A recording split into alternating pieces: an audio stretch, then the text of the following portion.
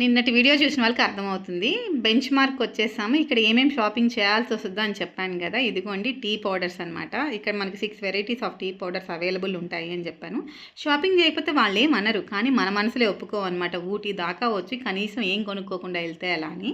మా వాళ్ళైతే masala tea, green tea, ginger tea కొనుక్కున్నారు. నేనైతే టీ తాగరు కాబట్టి ఈ విషయం నాకు తెలియదు, కానీ మా వాళ్ళైతే టీ పౌడర్ చాలా బాగుంది అని చెప్పారు. ఎందుకంటే ఊటీకి వెళ్ళొచ్చిన 1 మంత్ తర్వాత ఈ వీడియో పోస్ట్ చేస్తున్నాను కాబట్టి ఖచ్చితంగా ధైర్యంగా నన్ను నమ్మి కొనుక్కోవచ్చు. ఇంకొంచెం ముందుకెళ్తే మన కోసం ఇలా చాక్లెట్స్ కస్టమైజ్ చేసిస్తారు. మా పాప అయితే స్ట్రాబెర్రీ చాక్లెట్ ఆర్డర్ చేసుకుంది. చూడడానికి ఒకలా ఉంది కానీ తింటే మాత్రం చాలా బాగుంది. ఇంకోటి కూడా తిన్నాం అనుకున్న తర్వాత కొంచెం ముందుకు వచ్చేసాము. ఇలా మనం కస్టమైజ్ చేయించుకున్న చాక్లెట్ తింటూ మనకు నచ్చిన చాక్లెట్స్ కొనుక్కోవచ్చు. ఇక్కడైతే 50 వెరైటీస్ ఆఫ్ చాక్లెట్స్ అవైలబుల్ ఉన్నాయి.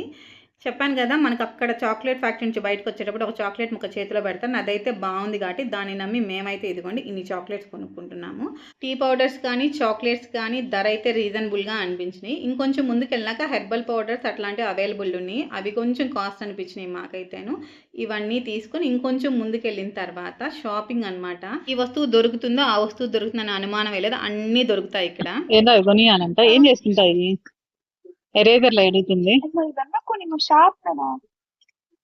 ఏ చూపి హ్యాప్ షార్ప్నర్ అదే షార్ప్నర్ కొనుక్కుంటాను. బేబీ బ్రష్ కొనుక్కుంటుంది. ఏంటంటే పళ్ళు దొంగ. చివరికి శృతాకైతే ఇవి ఏమీ కొనియకుండా యూస్ఫుల్ ఐటమ్ ఏదైనా ఉంటే బాగుంటుంది అని గ్వాషా ఒకటి కొనిచ్చాను.